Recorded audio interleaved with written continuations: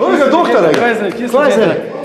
Sem videl, da tako prazen brcaš pa boksaš še. Veš kaj, jaz sem v svojih ambulantah videl dosti borcev, pa ko so karate predvsem trenirali, ko v prazen brcav, da so jih pogačice pol bolele, pa komovce so imeli tudi bolečine, ko zategujejo na konc preveč udarce in tudi pogačica pol pritiska na podlago, se lahko konstanc poškoduje. Pol te v hribe težko hodijo, ko počepnejo, ko grejo dol, jih ful bolijo.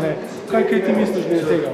Dobro, da si to vprašal, ker jaz tudi dosti svoje učence pri kickboksu učim, da nikoli ne sme biti nekontroliranega udarca, nikoli, da se do konca nastegne, da morajo z mišico kontrolirati v bistvu sklep.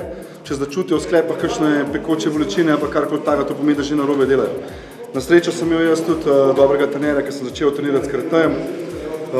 14 let sem se ukvarjal s karatejem in takrat mi je on zelo lepo to povedal, da z mišico kontroliraš vsak udarc, ki ga narediš, valjda z glavo in da nikoli ni stegenek do konca, ker s tem lahko pride do poškodb sklepnikov.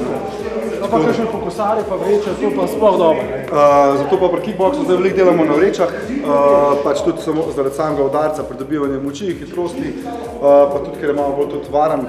Edino, kar moraš merkati pri vrečah je zapestje, da ni premočen udarc, pa delamo tudi po škoderjih. Super, fokusarje so zelo v redu, res, da ne zategujete na konc kolena ka pogačico. Veliko je videl, bolečine pod pogačico, najbolj pogosta bolečina pri treningu borilnih veščin. Tako da, dajte delati s pametjo, poslušajte Denisa, top coach, to je to.